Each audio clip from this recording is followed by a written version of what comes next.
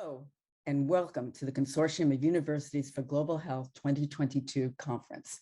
I am Michele Berry, Chair of the Board of Directors of CUGH and Dean of Global Health at Stanford University, Director of Stanford Center for Innovation in Global Health. It is my great pleasure to welcome you to this conference where we have before us 3 days of exciting programming around the theme of healthy people, healthy planet, and social justice.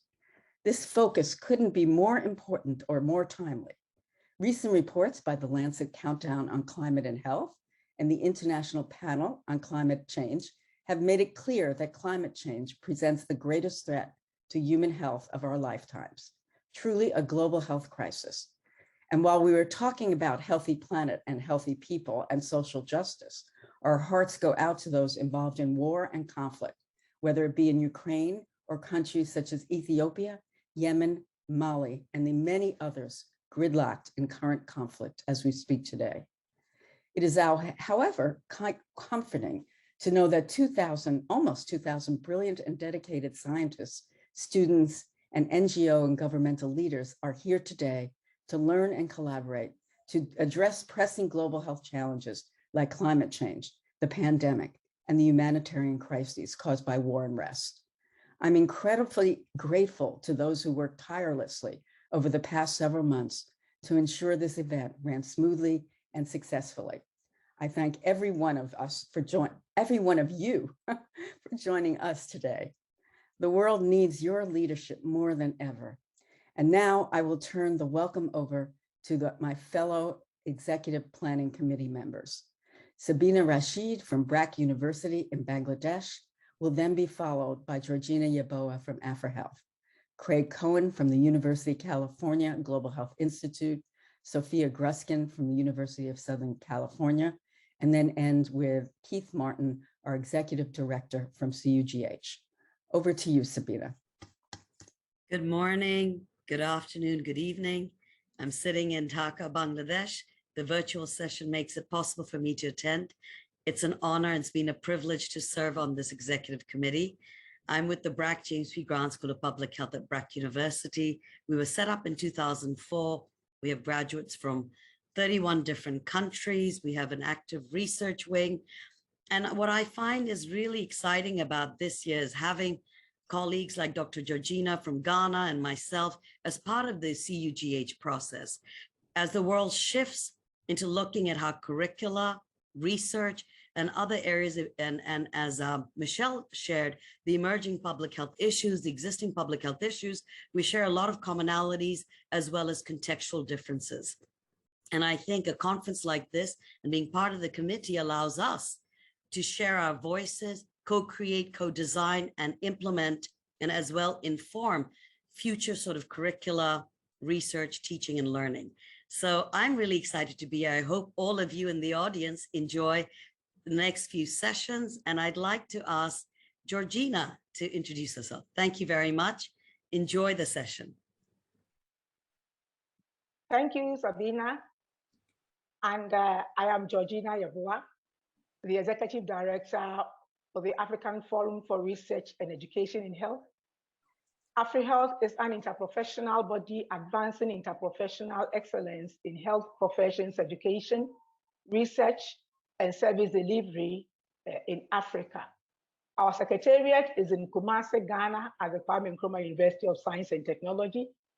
So as Sabina said, the planning committee gave us the opportunity from wherever we are to really bring aboard what we could really contribute to the achievement of this conference. I am very happy to see that this year's conference is coming off as planned.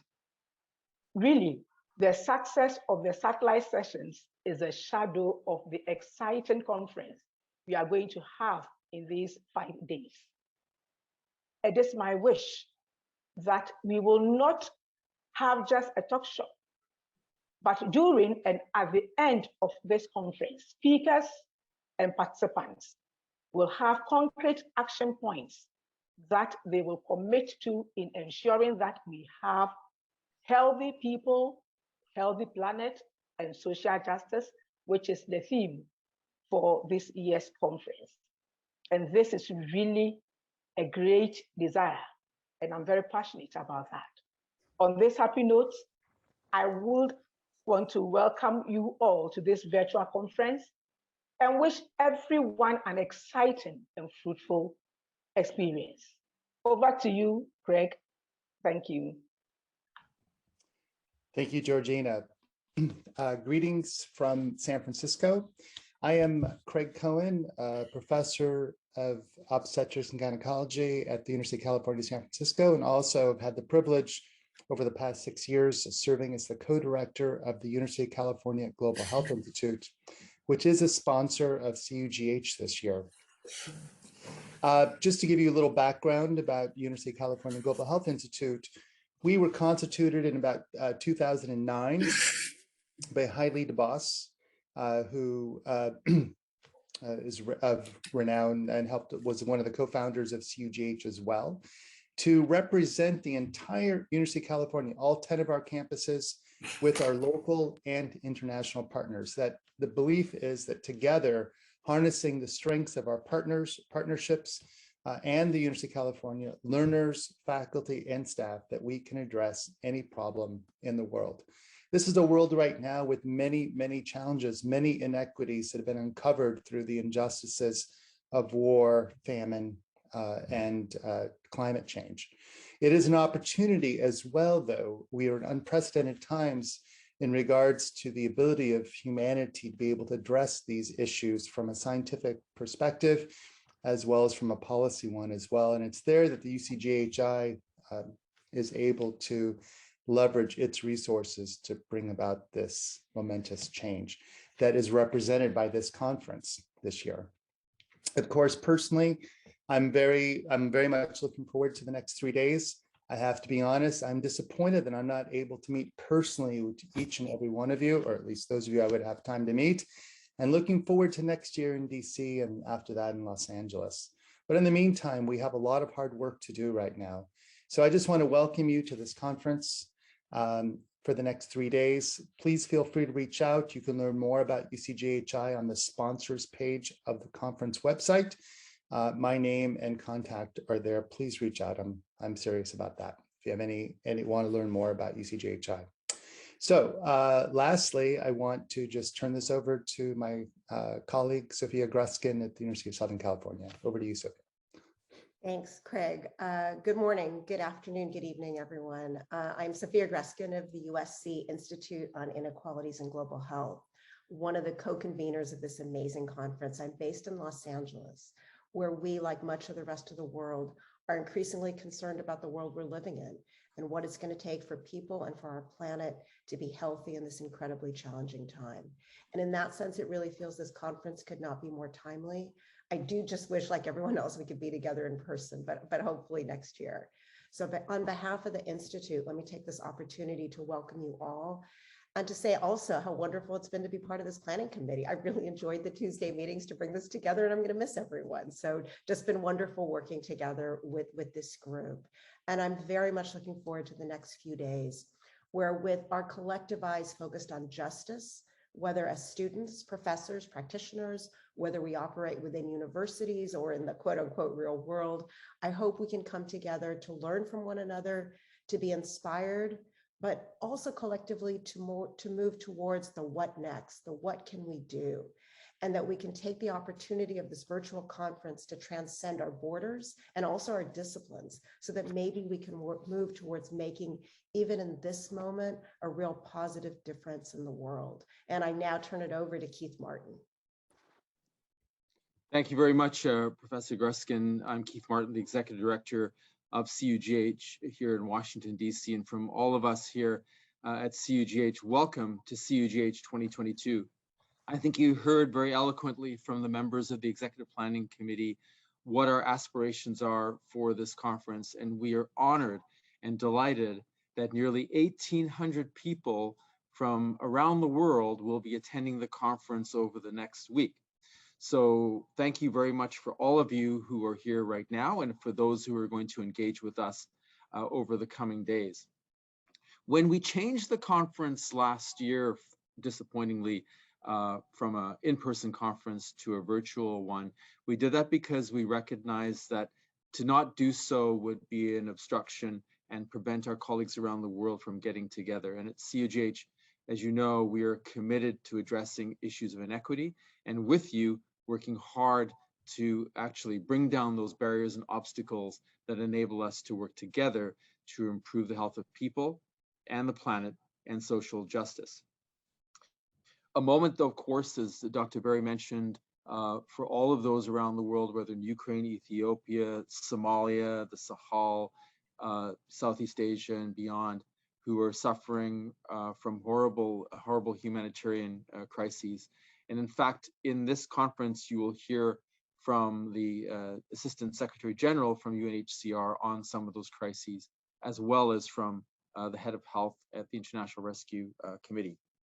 So during this conference, one thing I would like to ask of all of you is that please engage with each other. We need to take the knowledge that we're going to learn from here, the partnerships that we're going to develop, and be able to, as speakers have mentioned, to take that knowledge and implement it to address the challenges we see before us. So please engage with each other. Use the chat box, use the Q&A. Please use your Twitter. At CUGH News, at CUGH TAC are our handles. Please hashtag CUGH 2022. And we really hope that as we move forward, that this is not the end of the beginning, but the beginning of our efforts to work together of what we learned today and the partnerships we developed. Finally, I'd like to thank my team here, Dalal Najjar, Jenna Smith, Julia Zeigel, Aurora Michael, for all of their hard work in putting this together. This would not have happened without them, nor Doris Steinbach, Norm Steinbach, the team at Confix, Theodora Buchanan, Afia, and of course the wonderful EPC team that you see here today, and the local organizing committee members. Your organization has really helped this to come to fruition. So thank you everybody for attending today. I'm going to turn it back to Dr. Berry, and we look forward to seeing you over the coming days. Dr. Berry, back to you. Thank you, Dr. Martin. I'd like to take a moment now to recognize the loss of two very influential leaders in global health this past year. Dr. James Hakim, who we lost from COVID, and Dr. Paul Farmer. James was the founder of AFREHealth and a profoundly important leader in advancing medical research in Africa and an esteemed partner of CUGH. I had the privilege of many years of collaboration with James as he developed research and scholarship centered around the health equity in Zimbabwe. Please join us to honor and remember him later in the conference when we announce the first recipient of the first James G. Hakim Global Health Award created in his honor. Many of us are still reeling from the very recent passing of Dr. Paul Farmer, an extraordinarily humble and passionate leader whose work and words inspired thousands of students to pursue global health. He touched many lives, certainly mine, and as you may know, Paul was the founder and leader of Partners in Health, an international organization of some 18,000 employees who partnered with 12 countries around 4 continents to provide healthcare to some of the most vulnerable people in the world. Dr. Farmer's approach to providing healthcare was grounded in equity. He was not interested in those attaining just access to care. He aspired to high-level care, sustainable and comparable to that of high-income countries. And rather than parachuting in care, Paul believed in working alongside and strengthening the capacity of local physicians, nurses, and community healthcare workers. While we remember Paul for his distinct qualities and contributions, he dismissed the idea that he or any one person could make a difference in the world alone. Global health and health equity was all about teamwork to Paul and partnership. I think he would be very heartened to see us all gathered here today to continue the good fight towards a healthier, more equitable world. In this spirit, CUGH will be creating an award to be given in Paul's name to someone representing his qualities as a mentor, teacher, humanitarian, and most importantly, a fearsome advocate for equity. I will now turn it over to Dr. Farmer's good friend and collaborator, an unparalleled advocate for health equity in her own right, Dr. Agnes Binagwaho. She's Vice Chancellor of the University of Global Health Equity. Agnes, over to you. Thank you, Michele. Good afternoon, morning, or evening to all of you, whatever place you are in the world. It is an honor for me to join you to remember and pay tribute to the life of Dr. Paul Farmer, a global health visionary that the world lost too soon. It has been comforting to see the outpouring of love, friendship, respect, and admiration from every corner of the globe for our dear Paul. It is comforting because it is clear, it indicates that his vision, his work, and his legacy for social justice and an equitable world will live on through the thousands he has inspired and healed. It is difficult to honor Paul's life in 8 minutes, but I would like to share some memories that really highlight what Paul stood for. I met Paul for the first time in 2002 in New York, my first visit in New York, at the United Nations meeting during which we were set to discuss the Millennium Development Goal, and we were focusing on HIV, TB, malaria, and essential medicine.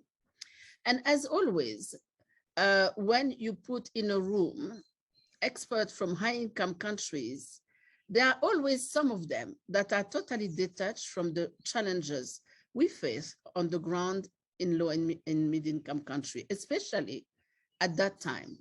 It was more than 15 years ago. So there were deep discussion over what goals should be set and how, which type of public health approach we need to take. And there was disagreement. And suddenly I discovered one man, that was Paul, who presented this disagreement in a way that aligned with the interests of the most vulnerable. And the magic of Paul is inspiring trust worked in a minute. And we start talking together, and I knew he was a man I could work with, and that he was in a journey to change the world.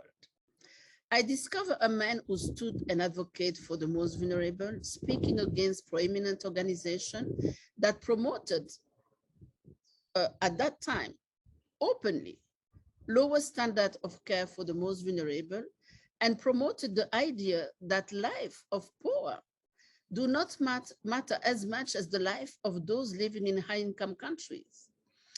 His advocacy and his work through Partner in Health has increased access to medical service for the most vulnerable across the globe, not only in the 12 countries he has worked.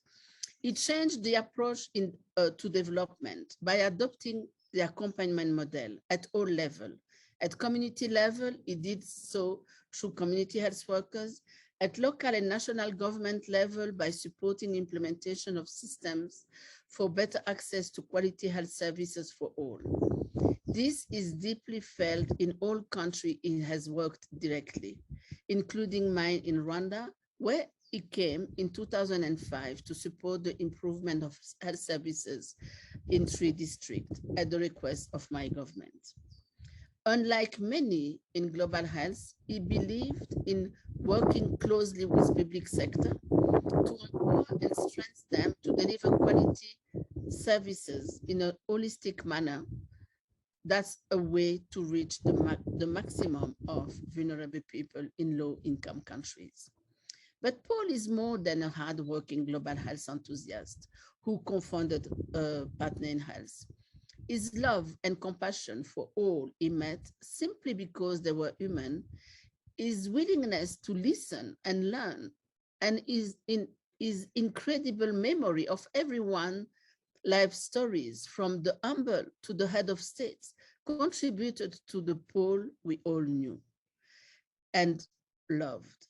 Perhaps this, coupled with his unreserved commitment to serve the most vulnerable, is why he stand out and why many have said that there will never be another Paul Farmer. Paul inspired all of us with his wisdom and tenacity. He has never been stopped by what he called failure of imagination or financial consideration, that when you dig, you found that sometimes it's simply the justification that some life doesn't matter or has less values than others. He opened the heart of thousands and thousands of patients, students, and colleagues with his kindness, his unconditional love for all, especially the most vulnerable, his holistic approach to humanity, and his humility. He demonstrates with brilliance and clarity what can be achieved with love and holistic approach, human-centered care, and evidence-based intervention. Paul spent his last few days on UGH campus doing what he loved the most, taking care of patients at the Butaro District Hospital and teaching students both in classroom and in communities, and also during what he called social medicine rounds. These are not your typical medical rounds, but one in which he looked at the patient as a whole, asking questions such: does the patient have enough food? Does this mom has transportation to come back and to the clinical follow-up? Paul believed in the theme of this conference as well. This is why he was about planting trees and putting flowers all over the world, in every hospital he built. Paul was a brother, a friend, a colleague, a comrade in the fight for social justice, and so much more. For this reason, Paul has left a hole in our hearts that will certainly take time to heal. And the only way we can try to fill this hole is through keeping his legacy alive. We will continue to fight for equity, remembering his words and his action for generations to come, and living by his firm belief that the root of all that is wrong with this world is the belief that some lives matter more than others. Thank you.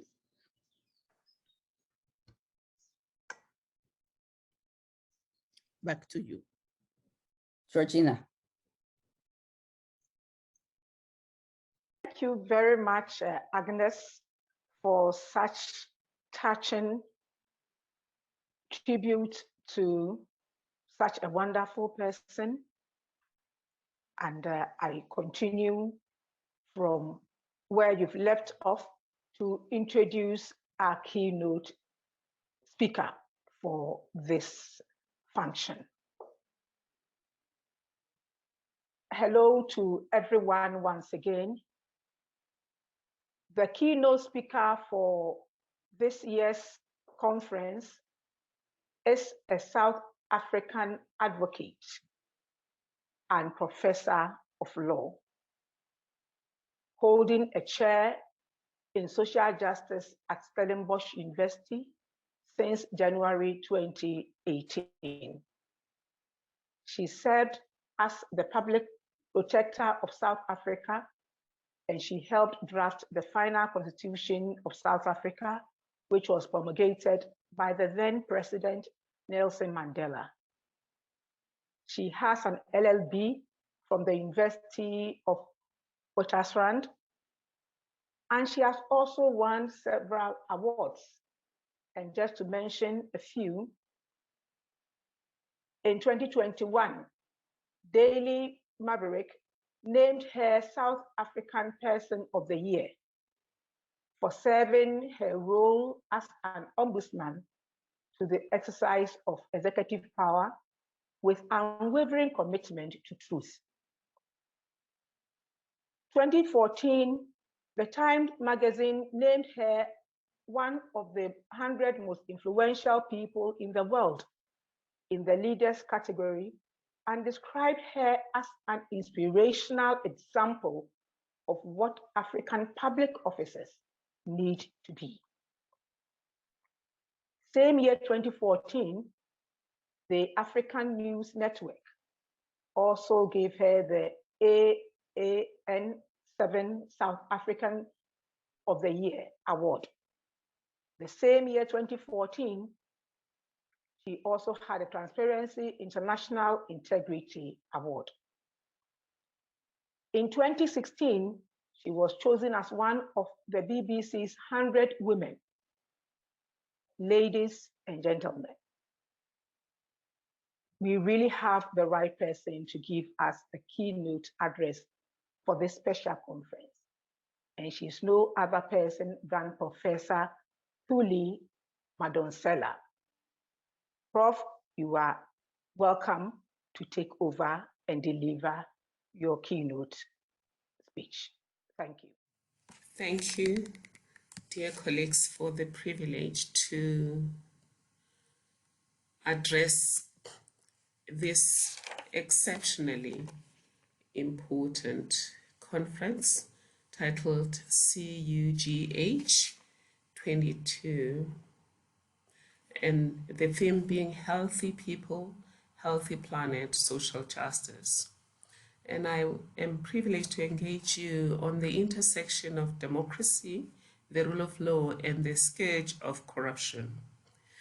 For this, I am grateful to our colleague, Professor Keith Martin, and the entire team that has organized today's event. My joy and honor is only dampened by the untimely passing of our colleague, Paul Farmer, who passed in the past few weeks.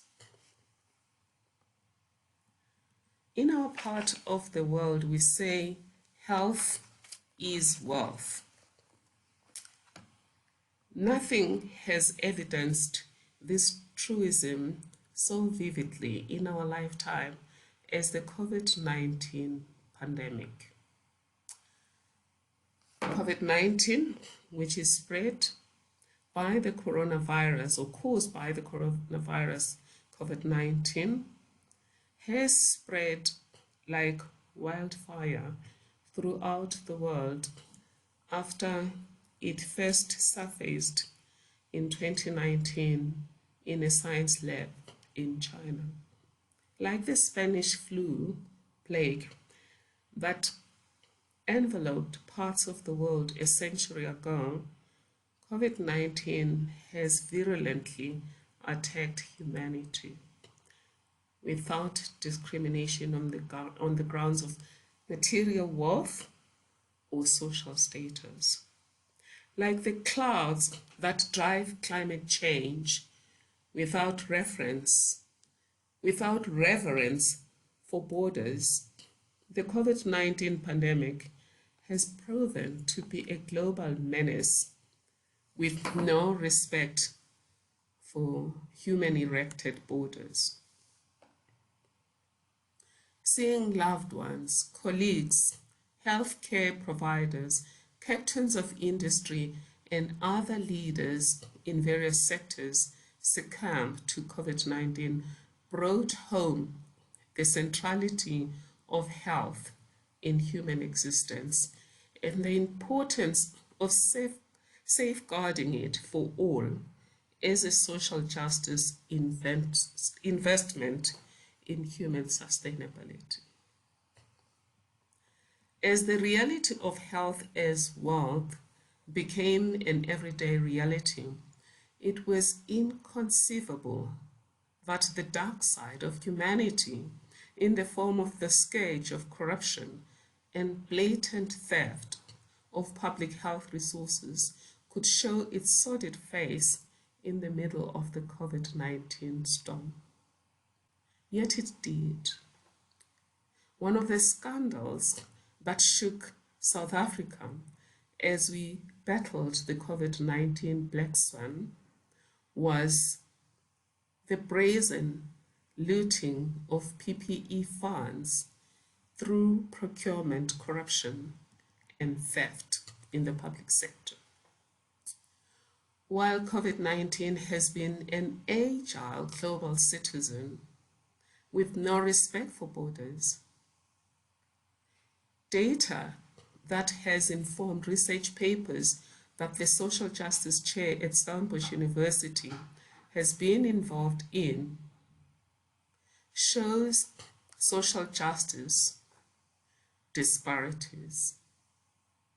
For example, it is common cause that it was easier for wealthy nations to develop faster COVID-19 containment protocols, testing facilities, treatments, and vaccines. Sparsely populated nations and communities and groups also had better space for the social distancing that was mandated to contain COVID-19. But despite efforts to tighten immigration laws since advent, and more recently when its Omicron variant surfaced, COVID-19 remains a major global menace. We also saw developed nations hold vaccines, even though the research on which such vaccines had been cloned from had been a product of shared humanity, which included philanthropical contributions from the likes of music icon Dolly Parton. In addition to the hoarding, the developing world had to contend with exorbitant pricing of everything, including treatment, tests, and vaccines. I read recently that some of these testing kits cost $1, but the amount people had to pay to be tested to move from country to country was unconscionable. An unexplored ugly side of this competition-driven response to COVID-19 is how African indigenous systems solution, such as Madagascar's herbal approach, were dismissed at face value for lack of evidence of efficacy.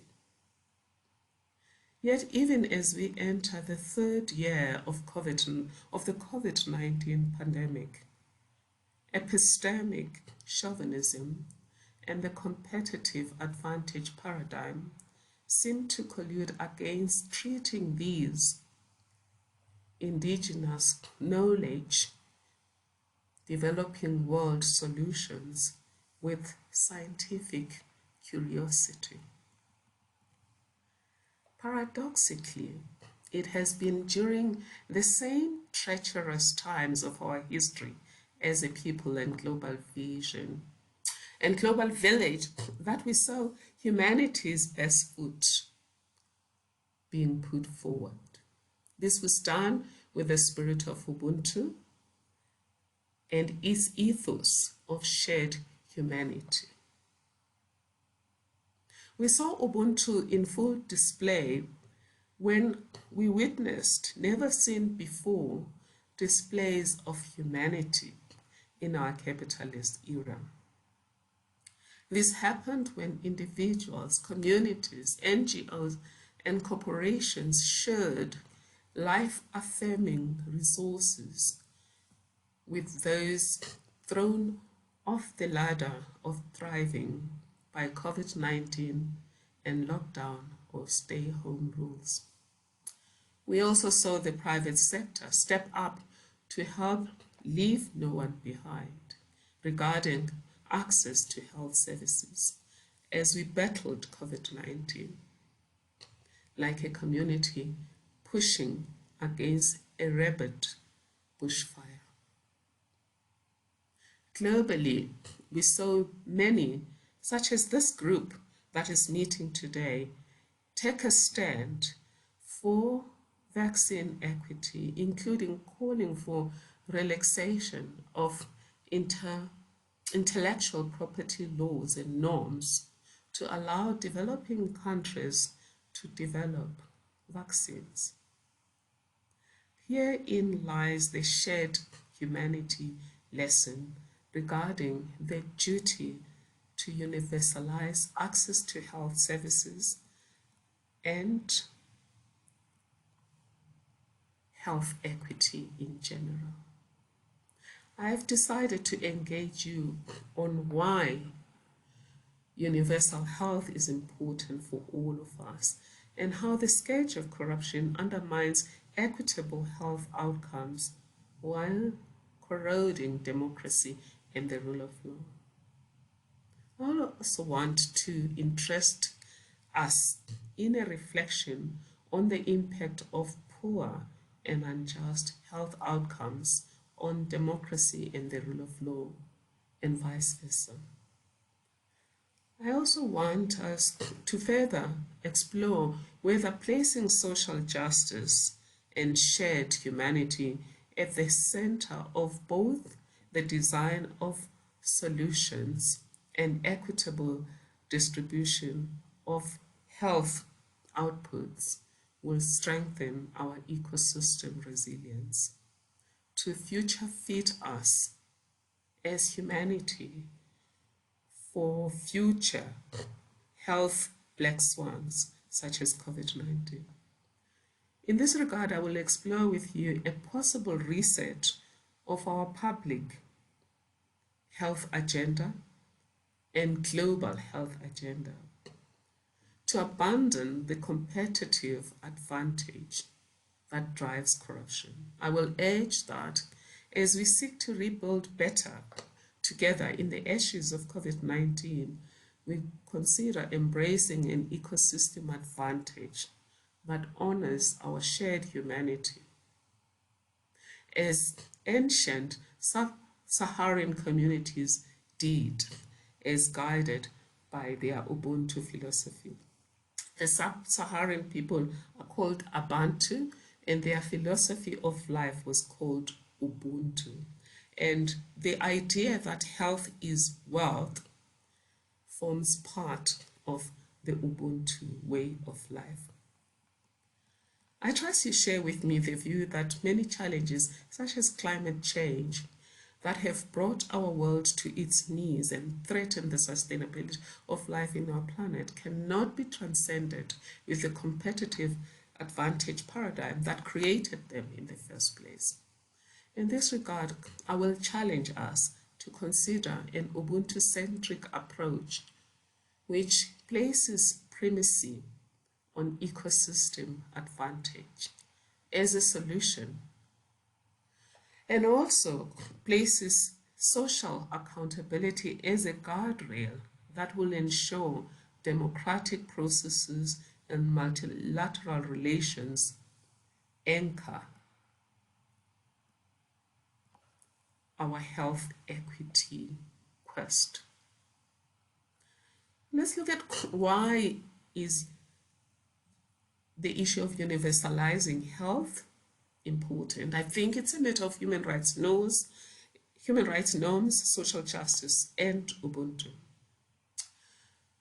What we already know is that we pursue equitable access to health or equitable health outcomes as a justice issue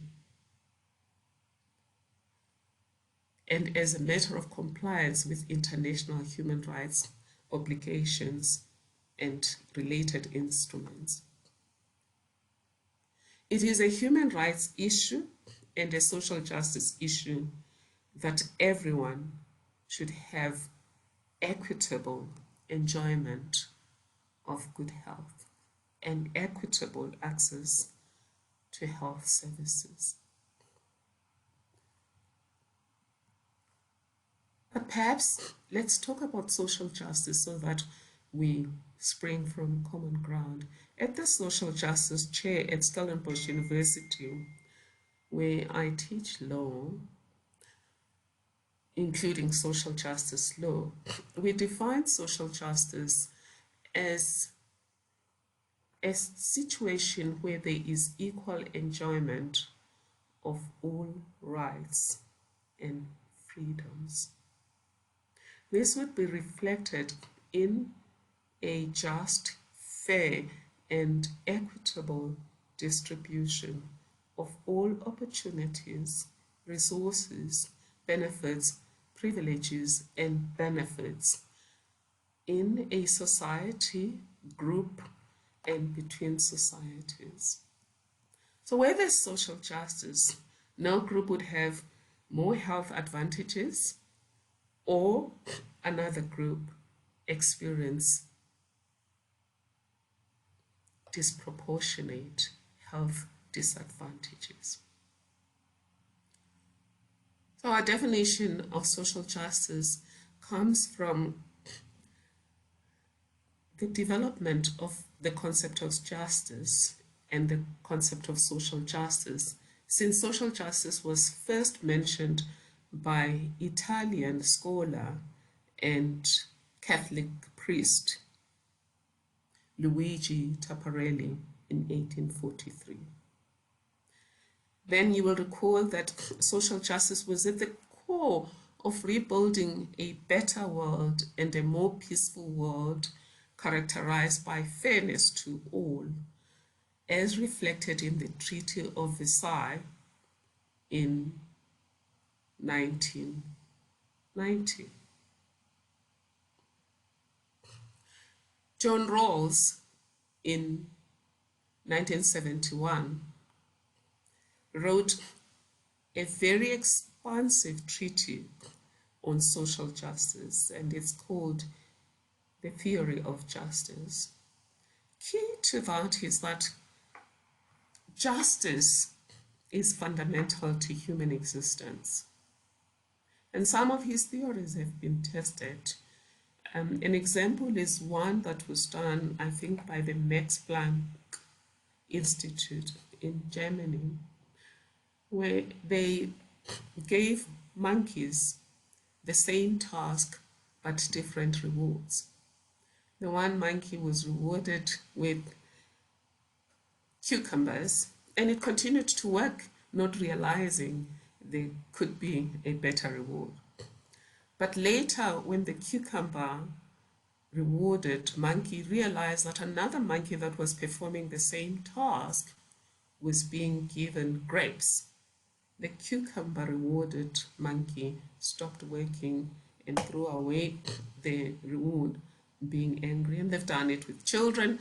And so basically it's human nature to want to exist in a collective where your humanity has the same value as everyone else's humanity. No one's humanity is given a higher value or a lower value than others. The next time we saw social justice being mentioned was in this Copenhagen Declaration of 1995, where it was made clear, as we now believe today, that social justice is a human rights issue.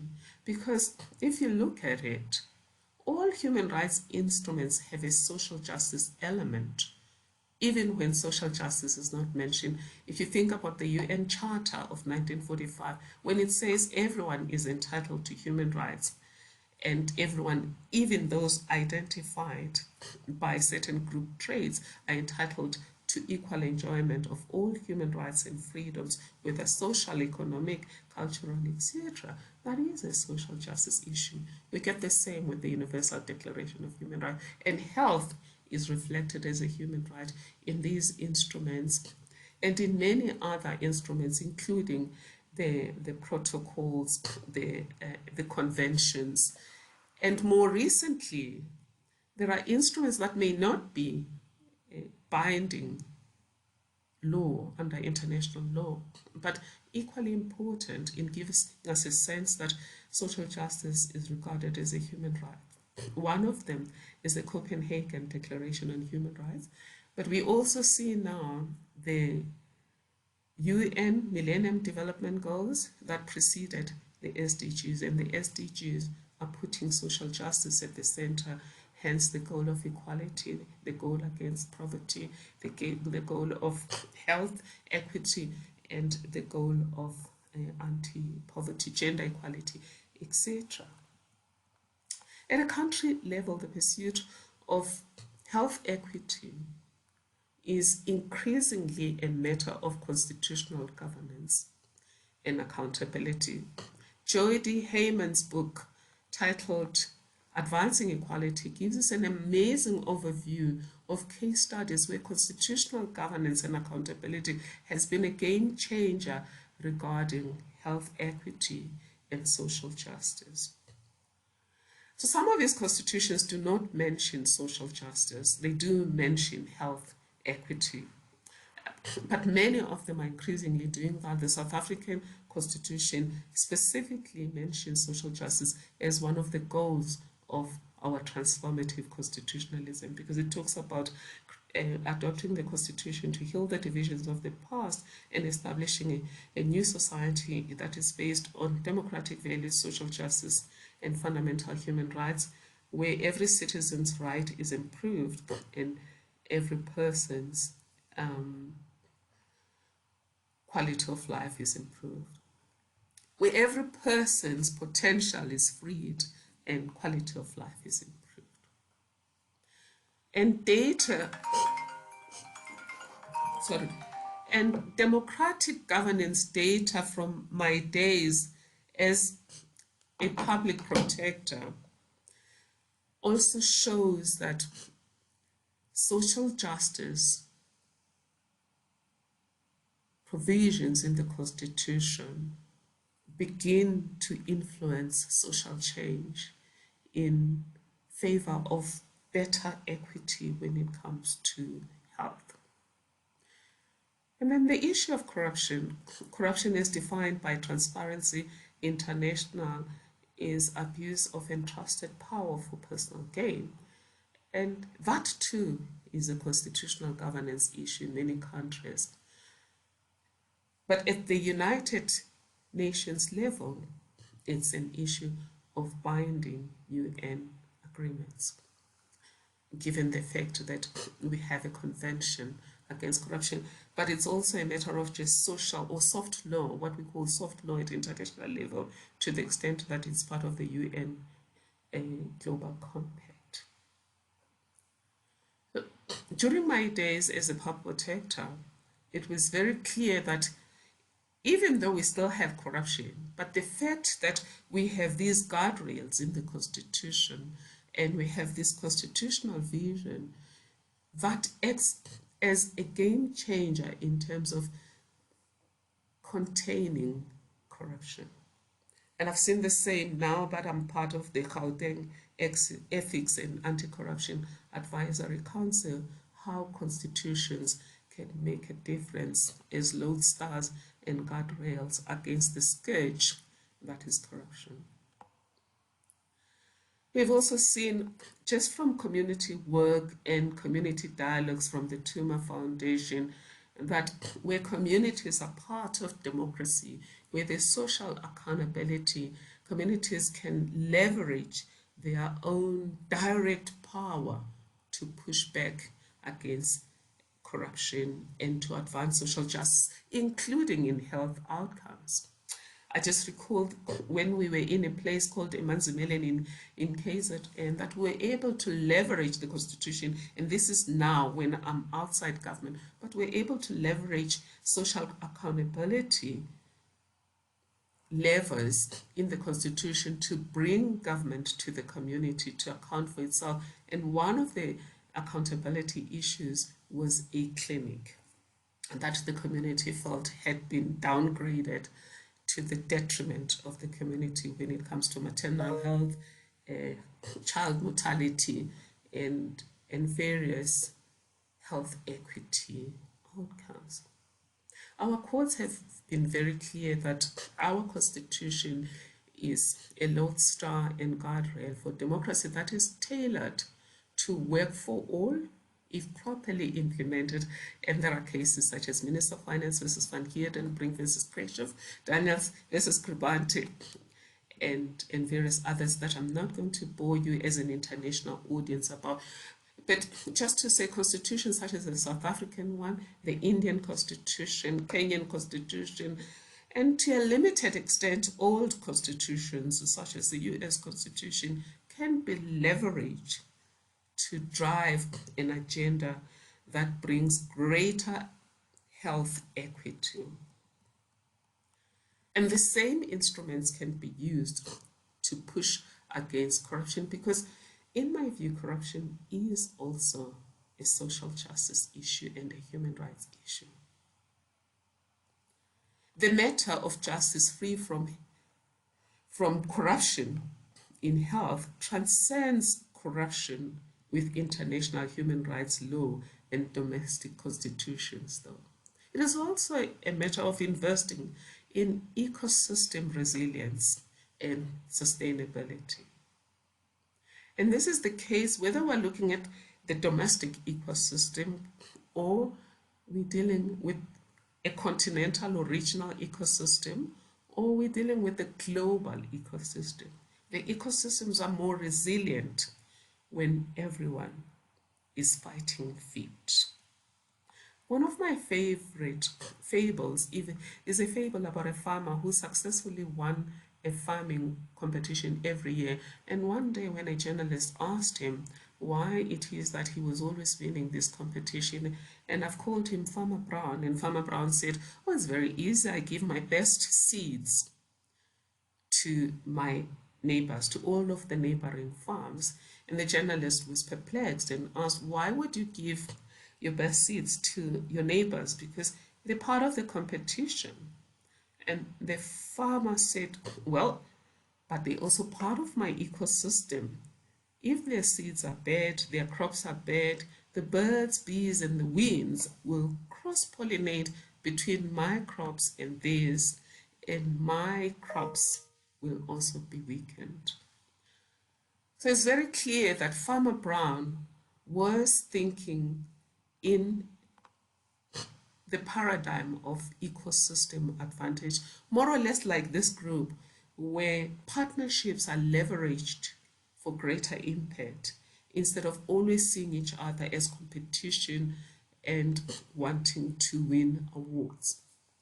And this is in line with ancient societies generally, but from documentary evidence, it is clearly a philosophy that was at the center of the way of life in sub-Saharan Africa among the Bantus. And that philosophy of life, or that philosophy, is called Ubuntu. Ubuntu, as some of you may know, is the ancient sub-Saharan philosophy which has 4 dimensions. Our research at the Social Justice Chair at Stellenbosch University has led us to conclude that the 4 dimensions of Ubuntu are the following. The first one is the sacrosanctity of human life, anchored in respect for human dignity and equal worth of all lives. And this dimension was canvassed extensively by our Constitutional Court in S versus Makwanya, and it was the case that discontinued the death penalty or outlawed the death penalty. The second dimension of Ubuntu is a communitarian dimension whose content revolves around the interconnectedness and interdependence of humanity.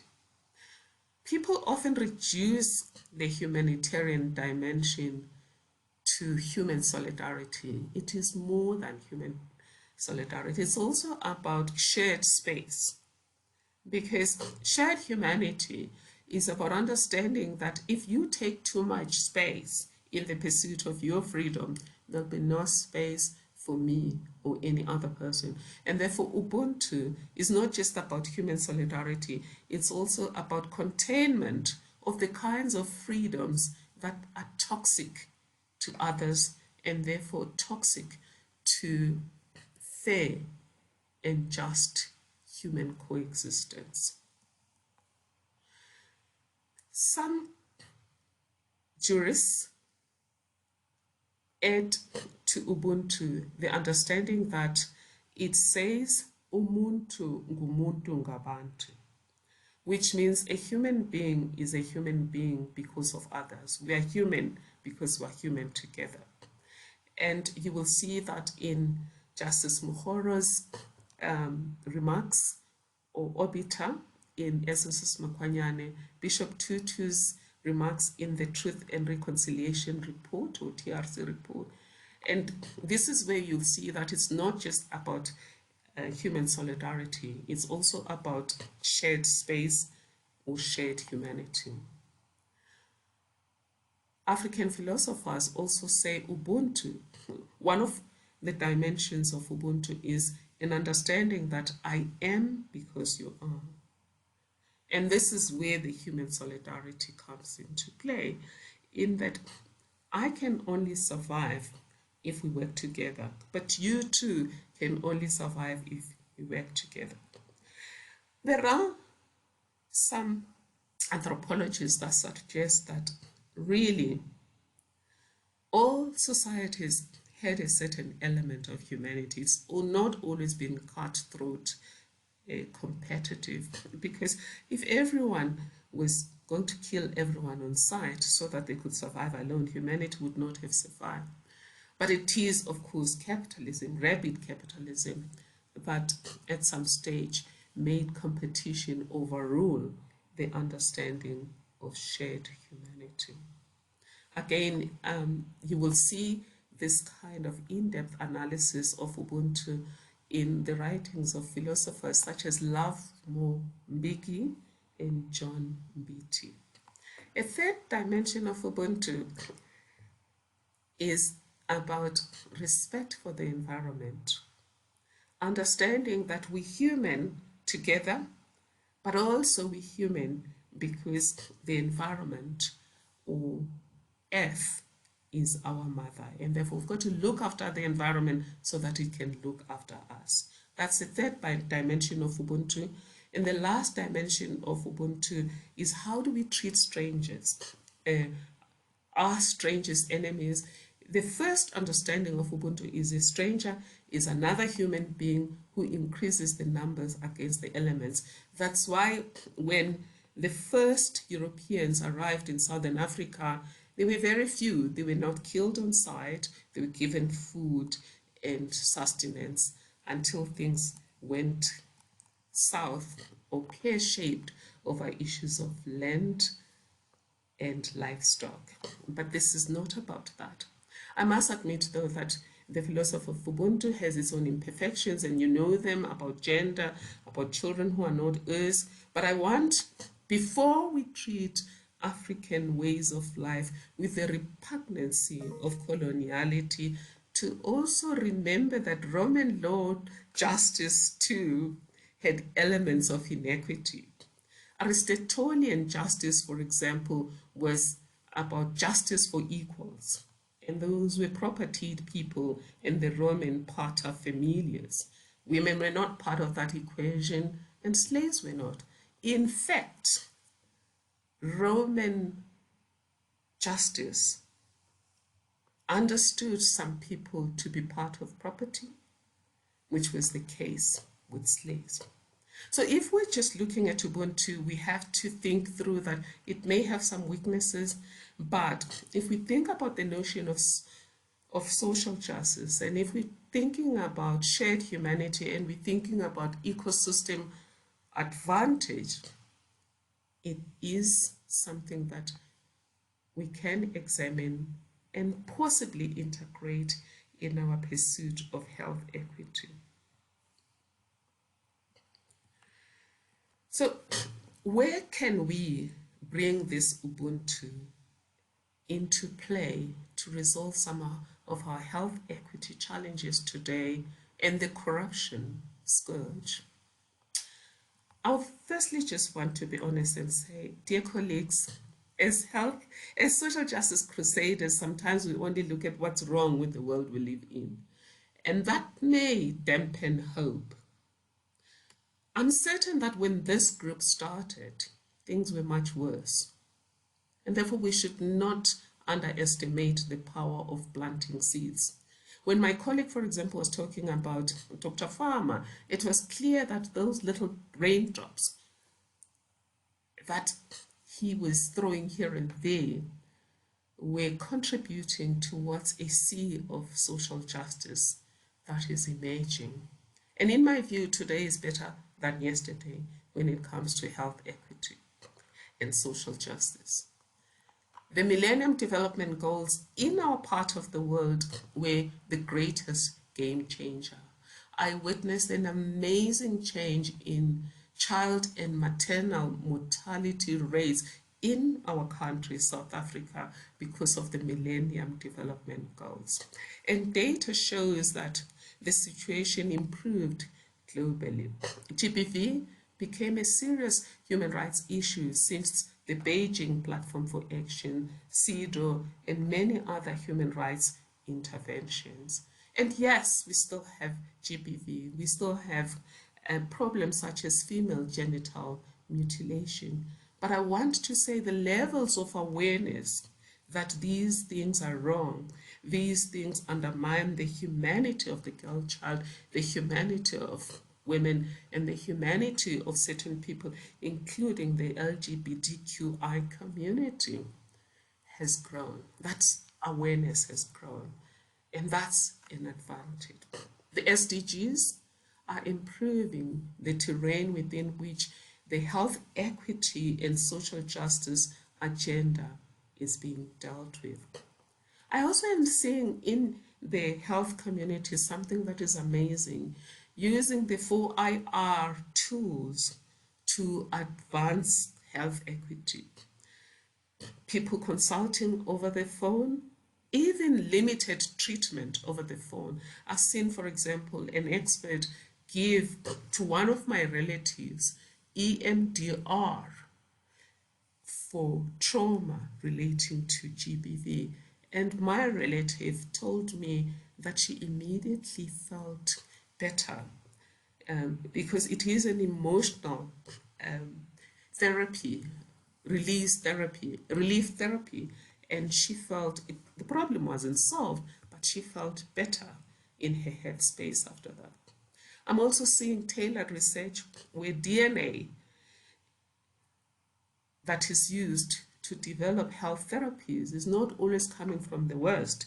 There's an emerging understanding that some of these health therapies that are tailored to one group may not always be effective for other groups. And I remember meeting somebody at One Young World in London who had done that, who found that some of the health therapies for illnesses such as diabetes didn't take into account some race and cultural divergences, and began to emerge with tailored approaches.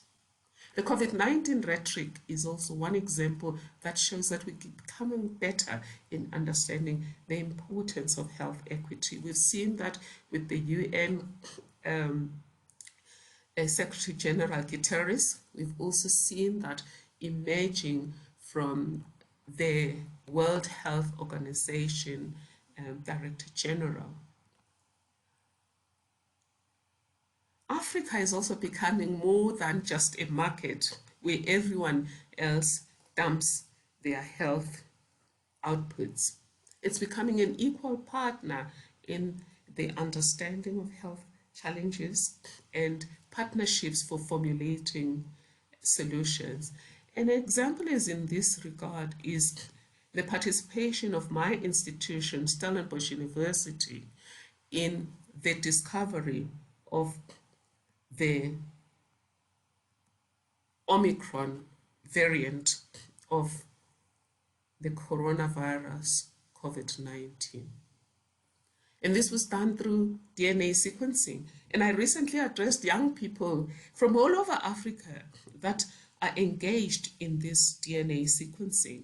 You find AIMS also using mathematical sciences to get engaged in COVID-19 and other endeavors that are seeking to deal with pandemics, to predict how pandemics may unfold in the future, and to potentially preempt the disasters. But there are concerns, that's why we're having this conference today talking about social justice, corruption, and a planet where all people are healthy, where everyone matters. So we still have resource asymmetries, and we've seen that in the vaccines.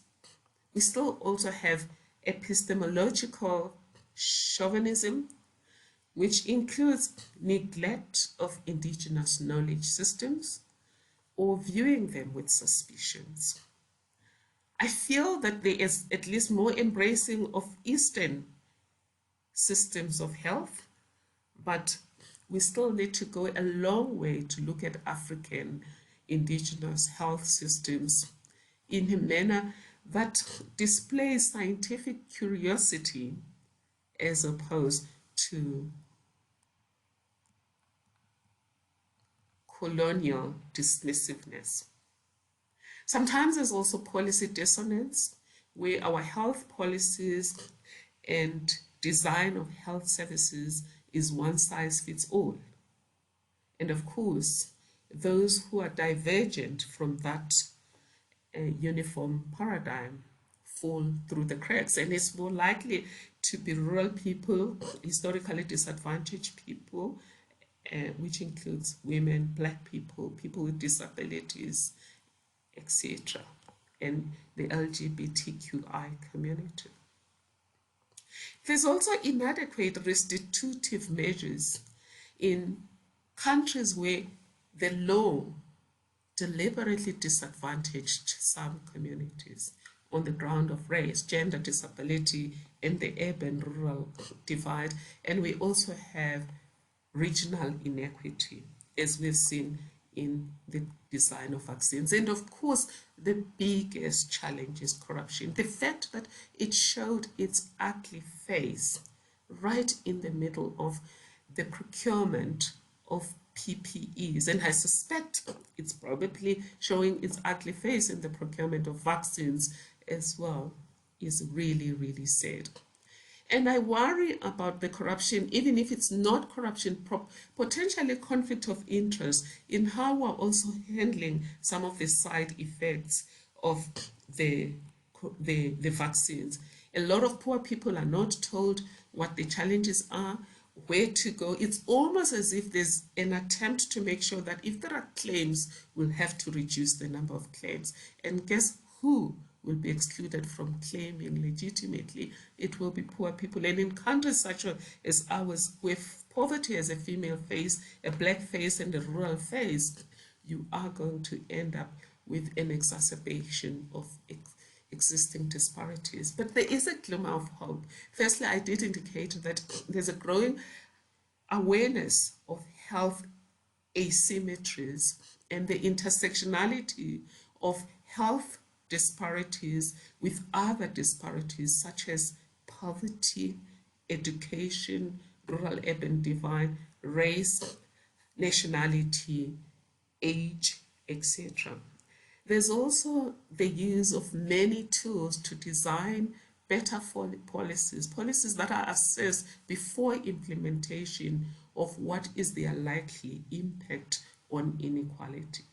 We started with gender mainstreaming instruments after the Beijing conference in 1995. Here in South Africa, we are experimenting with social impact assessment instruments. We have one that is called the Social Justice Impact Assessment Matrix that asks questions about, is this policy that you are about to implement a one-size-fits-all policy? And if it is, will you not end up with some people falling through the cracks, inequality exacerbated, and restitution not achieved? Yet constitutionally, we are required not only to exacerbate inequality, we are also required to advance equality. And I don't think it's just constitutionally. I think CEDAW said, and many international instruments require us to do both. Don't exacerbate inequality, and two, where necessary, there has to be restitutive measures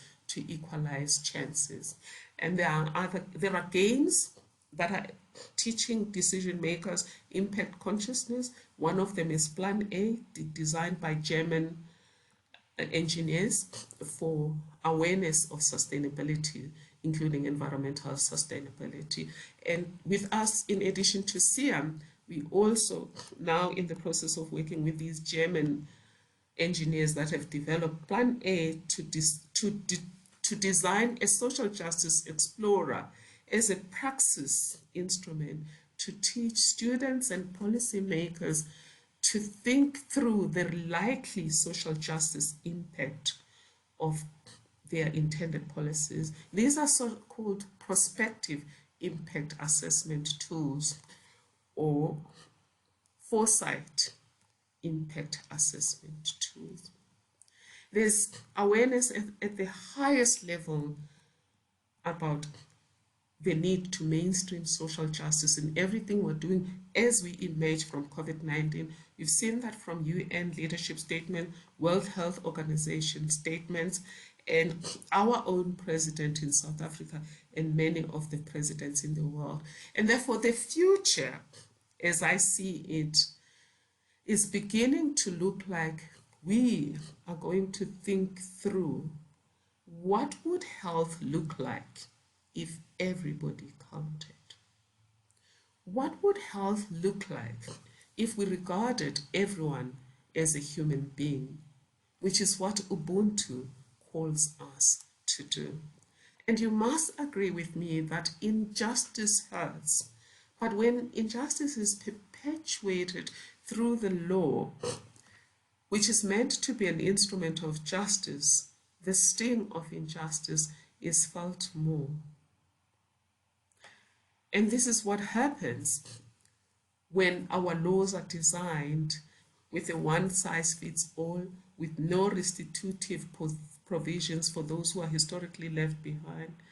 Laws perpetuate injustice. And we saw that with some of our stay-at-home policies during COVID-19. Corruption itself is also an injustice, which tips the scales of human rewards towards undeserving persons or organizations dishonestly and unjustly.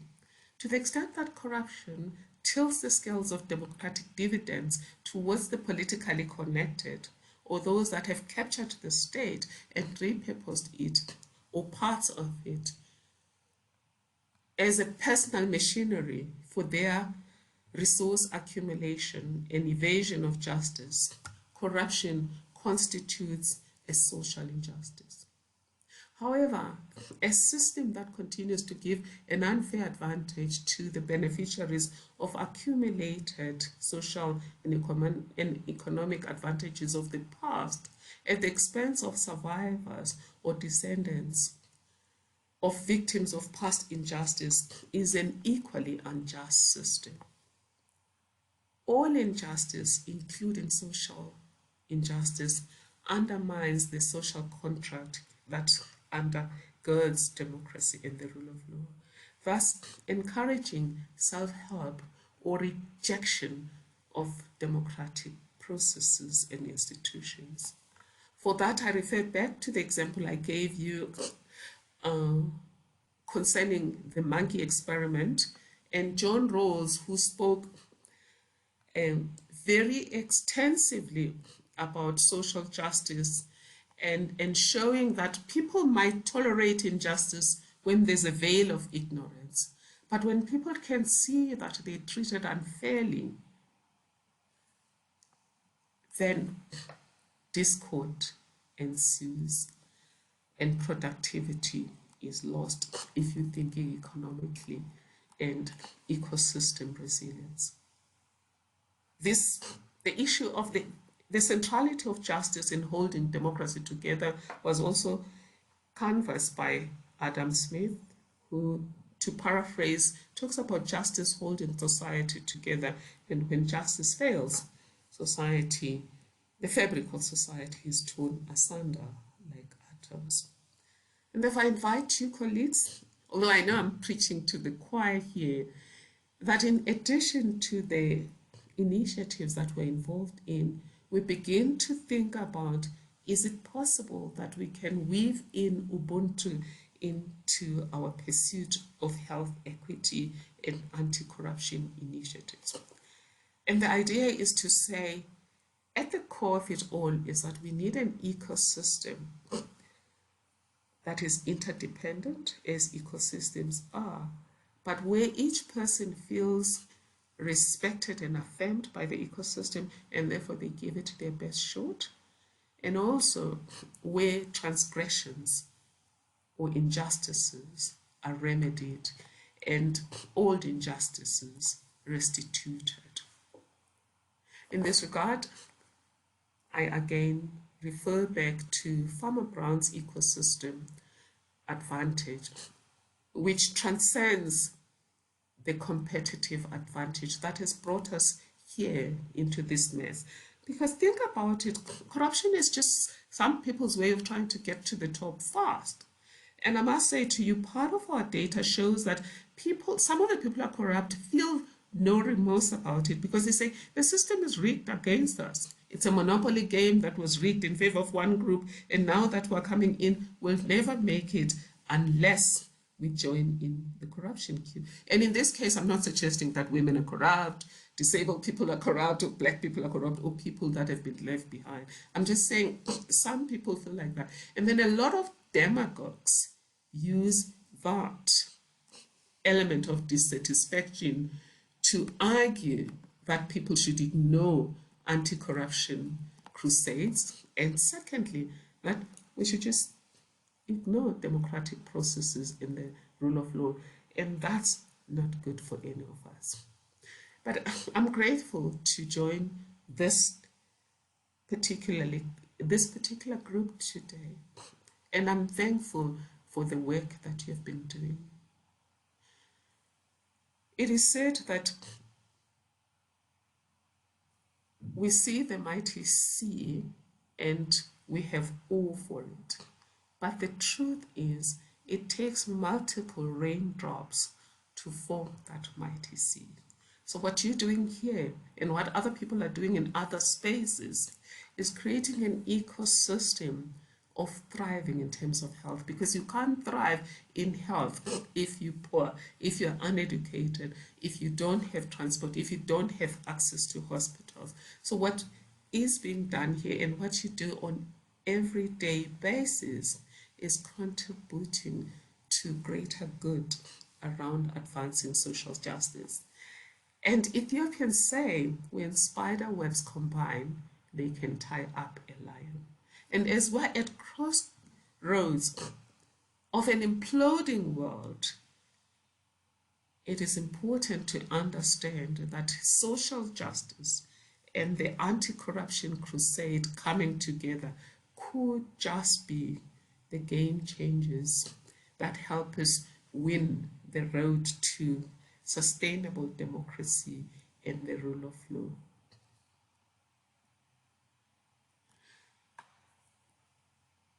Lastly,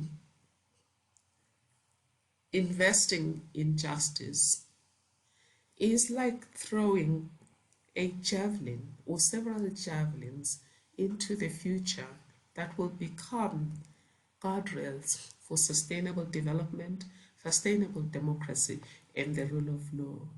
And therefore, never undermine the work you're doing, because planting a seed has power. There's an Eastern fable about a baobab, a tree that was planted and did not immediately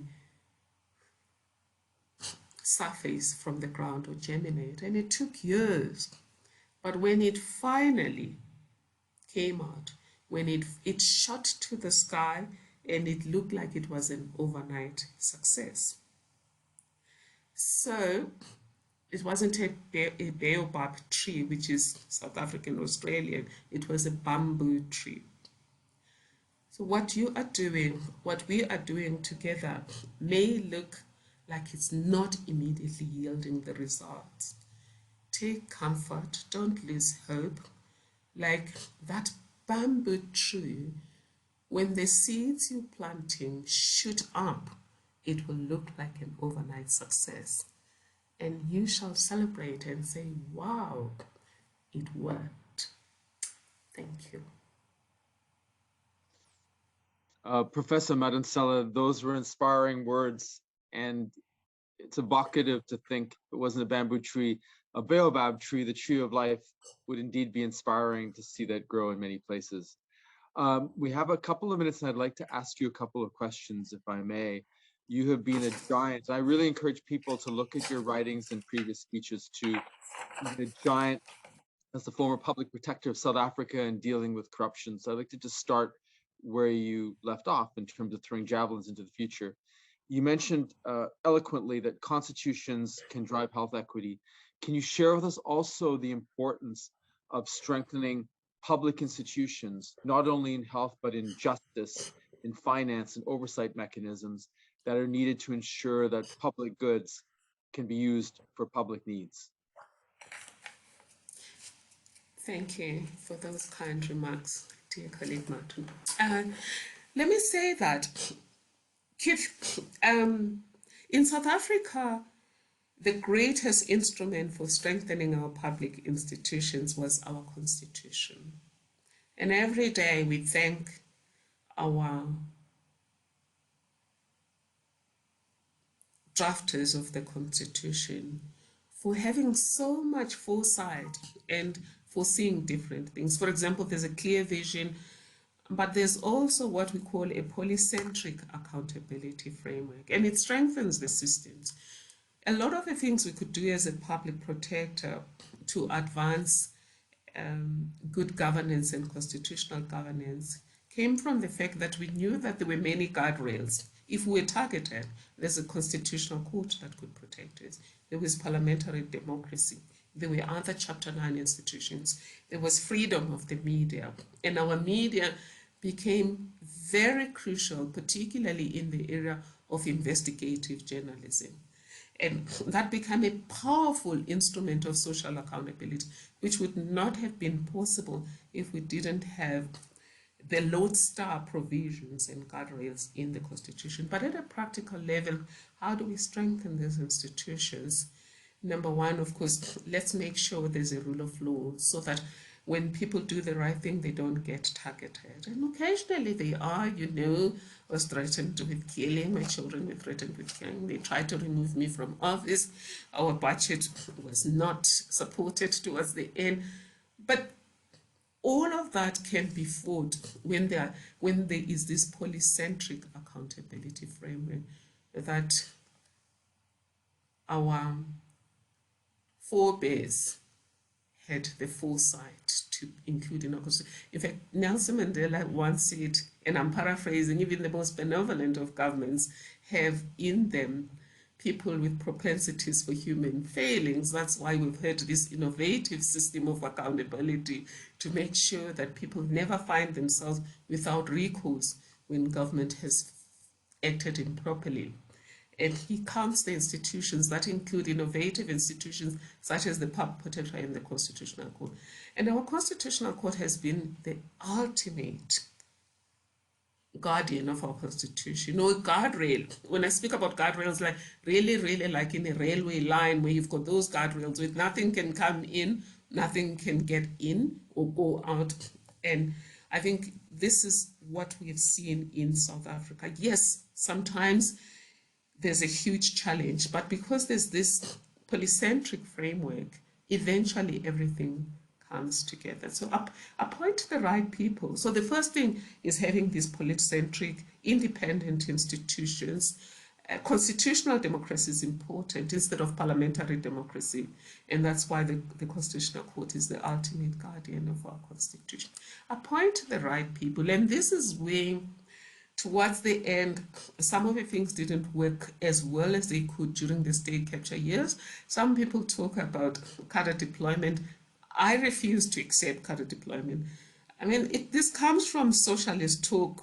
A cadre is a highly trained person. In China, it would be somebody who's been sent to Pudong to know in Kidong, if you didn't pass those exams, people killed themselves, committed suicide because they were considered not competent to self-sustain. What we ended up having in South Africa was cronyism, nepotism, and people being given positions for reward for helping other people to be elected, and others being purely placed in oversight institutions not to be guardians of the Constitution, but to be guardians of the fortunes of those who have put them there, which is state capture. But all of that is emerging because as public protector, you will recall that one of my last reports was the report that ordered that government should establish a commission of inquiry on state capture, and that will enable us to clean out the system. Again, I'm not going to say that I did that because I was all that. I did all of that because of the powers given by the public protector, but also the guardrails in the system that made sure that I didn't get eaten by the wolves. And that's to look at your history as one of the authors of the South African Constitution, one of the world's great constitutions. I recommend everybody to read it. It's a really remarkable legal piece for all to see. Finally, to the global health audience that we have here, Professor Madonsela, the last question I want to ask you before I thank you is, what can the global health community do to be able to address the cancer, the malignancy of corruption that deprives people of the public goods that they need, that are rightfully theirs? And many of these resources, as you pointed out, are actually deposited in high-income countries like the US and Canada and countries in Europe. What can we do to be able to work with countries like South Africa, people like you, to address this neglected challenge? Well, that question is really music to my ears, because it boils down to what I spoke about as ecosystem advantage.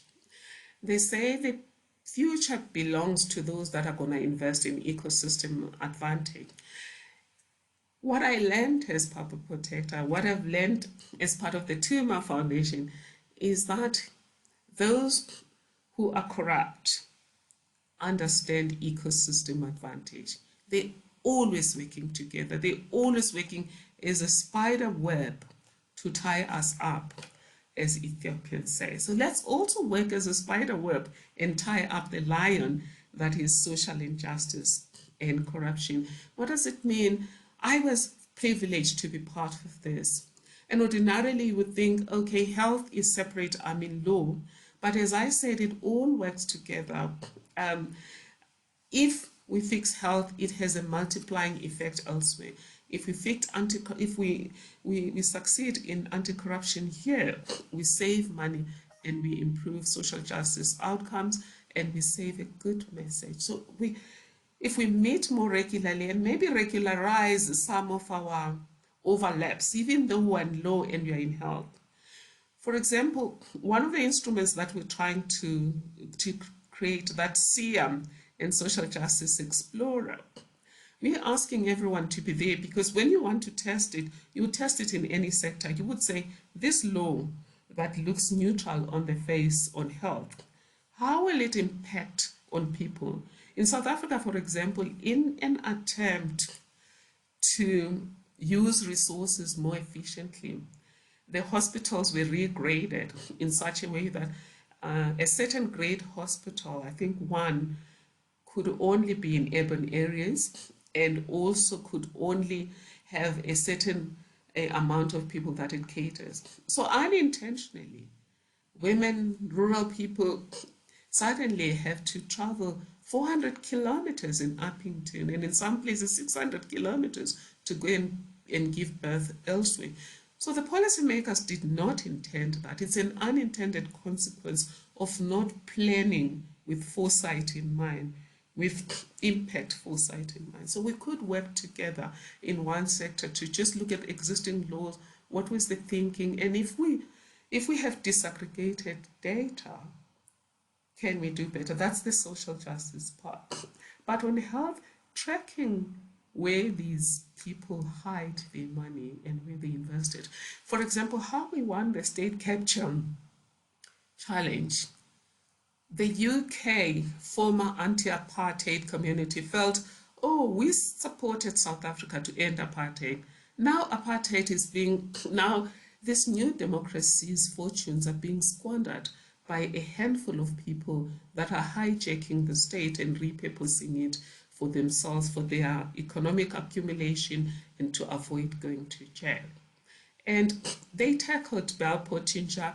They were the first to discover very concretely that Bell Pottinger, which divided this country in the manner that it's still divided today, was hired by the Zuma family and the Gupta family. And they attacked it where it hurt most, and eventually Bell Pottinger was liquidated. So it's really things like that. When spider webs unite, they can tie up a lion. And I think we can do this. Well, Professor Madonsela, that is a lovely, poignant, and evocative way to end your magnificent talk. And I would encourage everybody here at CUGH, we're honored to have Stellenbosch University as a member. We're honored to work with the African Forum for Research and Education and Health. I would encourage individuals, their annual conference is going to be in Harare, Zimbabwe, coming up in August. And we're lucky to have Mrs. Yeboah as part of our organizing team. But I would encourage people, Professor Madonsela, to look at the work you've done. You have been a lioness, if I may say that, in addressing in defending the rights of the voiceless, for the underprivileged in South Africa. But you have provided us with a pathway to the future of what we can all learn from to address a global challenge and to defeat those who would use state laws to capture a state for their own narrow, selfish, greedy means at the expense of the collective. So please know at CUGH you have an ally and a friend of this. We are honored that you have provided the Keynote CUGH 2022. And if I can say to you, Siyabonga Gukulu, Salagakle. Thank you, Keith, and thank you to everyone. Blessings. Thank you. Bye-bye.